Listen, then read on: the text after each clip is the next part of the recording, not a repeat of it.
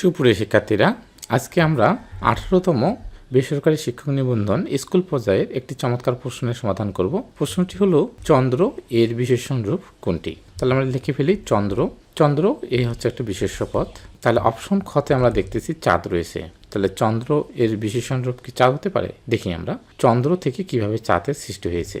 চন্দ্র এবং চাঁদ, দেখুন এই চন্দ্র থেকে আমরা যখন চাঁদ লিখবো তখন আমাদের কিন্তু চন্দ্র থেকে চাঁদ আসলে আমরা একটা চন্দ্রবিন্দু ব্যবহার করতে হয়। তাহলে প্রথমে জেনে নিই চন্দ্রবিন্দু একটা শব্দে ব্যবহৃত হয় কেন।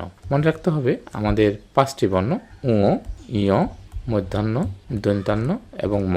এই 5টি বর্ণ কোনো শব্দ থেকে যদি চলে যায় তাহলে চন্দ্রবিন্দুর ব্যবহার হয়। তাহলে চন্দ্র দেখতে চন্দ্র বানানে দন্তান্ন, এই দন্তান্ন চলে গিয়ে আমাদের চন্দ্রবিন্দু ব্যবহার হয়েছে। তাহলে কেউ যদি বলে যে চন্দ্র থেকে চাঁদ, এই চাঁদ বানানে কি আমরা চন্দ্রবিন্দু দিই, তাহলে খুবই সহজ, আমরা প্রশ্ন দেব উত্তর যে চন্দ্র বানানে দন্তান্ন ছিল, চাঁদ বানানে এই দন্তান্নটা উঠে গিয়ে চন্দ্রবিন্দু ব্যবহার হয়েছে। তাহলে চন্দ্র থেকে চাঁদের ব্যাখ্যাটা আমরা পেয়ে গেলাম। এই চন্দ্র এবং চাঁদ দুটিই কিন্তু বিশেষ্য পদ, দুটি বিশেষ্য পদ। এটা হচ্ছে একটা তৎসম শব্দ আর এটা হচ্ছে আমাদের তদ্ভব শব্দ। তদ্ভব শব্দ অর্থাৎ এটা হচ্ছে সাধু রীতি, এটা হচ্ছে চলিত রীতি। তাহলে অবশ্যই চন্দ্র এর বিশেষণ রূপ চাঁদ নয়। এবার আমরা অপশন কতে দেখতেছি চান্দ্র। চন্দ্র এর বিশেষণ রূপ কি চান্দ্র হতে পারে? হ্যাঁ, অবশ্যই চান্দ্র হতে পারে, কারণ আমরা জেনে নেই চান্দ্র। চান্দ্র মানে কি? চান্দ্র মানে হচ্ছে চন্দ্র সম্পর্কিত।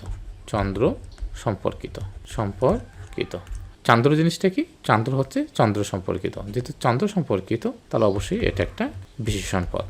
এটা একটা বিশেষণ পদ, কারণ আমরা জানি কোনো বিশেষ্য সম্পর্কে তত্ত্ব দেওয়াই হচ্ছে বিশেষণের কাজ। যেহেতু চন্দ্র হচ্ছে চন্দ্র সম্পর্কিত, চন্দ্র সম্পর্কে তথ্য দিচ্ছে, তাহলে এটা একটা বিশেষণ পদ। আরও যদি আপনি জানতে চান তাহলে আপনাকে জানতে হবে চান্দ্রমাস। চান্দ্রমাস, চান্দ্রমাস মানে কেমন মাস? চান্দ্রমাস। এই চান্দ্রমাস মানে হচ্ছে এক নব চন্দ্রোদয় থেকে আরম্ভ করে অন্য নব চন্দ্রোদয়ে পর্যন্ত 29 বা 30 দিনে চান্দ্রমাস হয়। তার মানে একটা চন্দ্র থেকে আরেকটা চন্দ্র যে জন্ম লাভ করে, এই যে সময়ে 29 দিন বা 30 দিন, এই সময়টাই হচ্ছে আমাদের চান্দ্রমাস। আশা করি চমৎকারভাবে আমরা বুঝে ফেলেছি। চন্দ্র সম্পর্কিত 3টি খুবই গুরুত্বপূর্ণ সমাস শিখে ফেলবো। 1 নাম্বার চন্দ্রচূড়, চন্দ্রচূড়। 2 নাম্বার শিখতে চাই চন্দ্র মৌলি, চন্দ্র মৌলি। 3 নাম্বার শিখতে চাই চন্দ্র শেখর। এই যে গুরুত্বপূর্ণ 3টি সমাস আমরা শিখব। প্রথমে আমাদের জানতে হবে চন্দ্রচূড় এর শব্দের অর্থ কি, তাহলে না আমরা পাবো এটা কোন সমাস। চন্দ্রচূড় শব্দের অর্থ হচ্ছে শিব, শিব। চন্দ্রমৌলি এর শব্দের অর্থ হচ্ছে শিব এবং চন্দ্রশেখর এর শব্দের অর্থ হচ্ছে শিব। এখন যে কেউ প্রশ্ন করবে, স্যার চন্দ্রচূড়, চন্দ্রমৌলি, চন্দ্রশেখর এই শব্দগুলোর অর্থ শিব কেন? আসুন ব্যাখ্যা দিয়ে দিই। চূড় মানে কি? চূড় মানে হচ্ছে মস্তক, কারণ আমাদের মানুষের সবচেয়ে চূড়ায় থাকে কি? মস্তক। তাহলে চূড় শব্দের অর্থ কি? মস্তক। তাহলে মস্তকে চাঁদ রয়েছে, বলুন তো কোন দেবতার মস্তকে চাঁদ থাকে? অবশ্যই শিবের। তাহলে আমরা সহজে বুঝে ফেলাম যে চূড় মানে হচ্ছে মস্তক আর মস্তকে চাঁদ থাকে শিবের। চন্দ্রমৌলি, এই মৌলি শব্দের অর্থ হচ্ছে মস্তক। তাহলে মৌলি শব্দের অর্থ যদি মস্তক হয় তাহলে মস্তকে চন্দ্র কার থাকে? শিবের থাকে। চন্দ্র শেখর, শেখর মানে হচ্ছে মস্তক। তাহলে মস্তকে চন্দ্র থাকে কোন দেবতার? শিবের। তাহলে আমরা সহজে বুঝতে পারলাম যে চন্দ্রচূড়, চন্দ্রমৌলি এবং চন্দ্রশেখর শব্দের অর্থ হচ্ছে শিব। এখন প্রশ্ন হচ্ছে এই 3টি কোন সমাস? খুবই সিম্পল, আমরা জানি বহুব্রী সমাসের পূর্বপদ এবং পরপদের অর্থ না বুঝিয়ে তৃতীয় কোনো অর্থ প্রদান করে।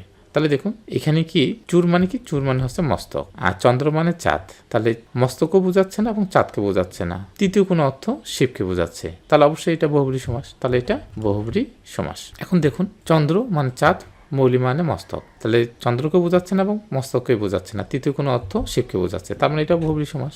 চন্দ্রকে বোঝাচ্ছে না, শেখর মানে মস্তককে বোঝাচ্ছে না, তৃতীয় কোনো অর্থ শিবকে বোঝাচ্ছে, তাহলে অবশ্যই এটা বহুব্রী সমাস। তার মানে 1, 2, 3 এই 3টি হচ্ছে বহুব্রী সমাস। তাহলে দেখুন কত চমৎকার ভাবে তথ্যগুলো আমরা শিখলাম। আর মুখস্থ না করে যদি আপনি বুঝে বুঝে পড়েন, যে কোনো বিষয় আপনি খুব সহজে মনে রাখতে পারবেন। তাহলে শিক্ষক নিবন্ধনের প্রশ্নের আমরা সমাধান করলাম, শুধু তাই নয়, আমরা এর সাথে এই রিলেটেড কি ধরনের প্রশ্ন আসতে পারে সেগুলো আমরা সমাধান করলাম।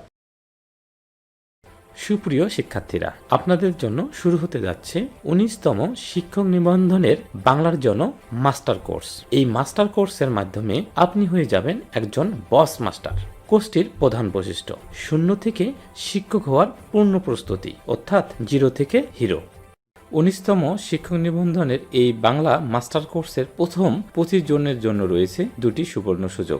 1000 টাকার কোর্সে আপনি 60% ডিসকাউন্টে 399 টাকায় ভর্তি হতে পারবেন। শর্ত একটাই, প্রথম 25 জনের মধ্যে থাকতে হবে। সুবর্ণ সুযোগ 2, আপনার জন্য রয়েছে বাংলার 44টি রেকর্ডেড ক্লাস। এই রেকর্ডেড ক্লাসগুলোর মাধ্যমে আপনার বেসিকটা খুবই মজবুত হবে। ফলে মাস্টার কোর্সের 35টি লাইভ ক্লাস ও 35টি রেকর্ডেড ক্লাস খুব সহজে বুঝতে পারবেন। এই 44টি রেকর্ডেড ক্লাসের মূল্য ছিল 600 টাকা, কিন্তু মাস্টার কোর্সে যারা ভর্তি হবেন তাদের জন্য 70% ডিসকাউন্টে 199 টাকায় এই 44টি রেকর্ডেড ক্লাস ক্রয় করতে পারবেন। এই 44টি রেকর্ডেড ক্লাস এখন আমরা দেখিয়ে দিব কি রয়েছে এর মধ্যে। প্রথম নম্বরে আমাদের ক্লাস রয়েছে বাংলা ব্যাকরণ এর আলোচ্য বিষয়। তারপরে ধ্বনি ও বর্ণপকরণ, ধ্বনি বর্ণর উপরে আমাদের ক্লাস রয়েছে 3টি। এরপরে ধ্বনির পরিবর্তন, ধ্বনি পরিবর্তনের উপর ক্লাস রয়েছে 2টি। নত্যবিধান সত্যবিধানের উপর রেকর্ডেড ক্লাস রয়েছে 2টি। তারপর সন্ধির উপর ক্লাস রয়েছে টোটাল 6টি। সমাসের উপর আমাদের ক্লাস রয়েছে 9টি। বানান শুদ্ধিকরণের উপর রয়েছে 3টি। বাক্য শুদ্ধিকরণের উপর আছে 2টি। শব্দের উপর রয়েছে 2টি। উপসর্গের উপর রয়েছে 2টি। ধাতু, প্রত্যয়, বচন,